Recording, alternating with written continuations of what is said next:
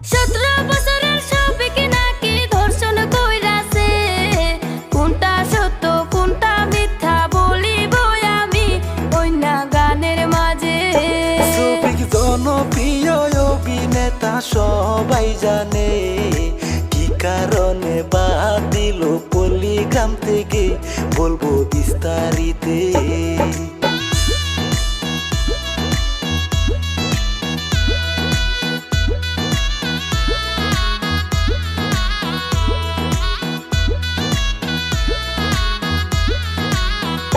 শফিক 3 মাস হইলো পল্লীগ্রাম টিভি ছাড়িয়া দিল, নিজে একটা ফানি চ্যানেল খুলিয়া নিল বলি তালপুরেতে।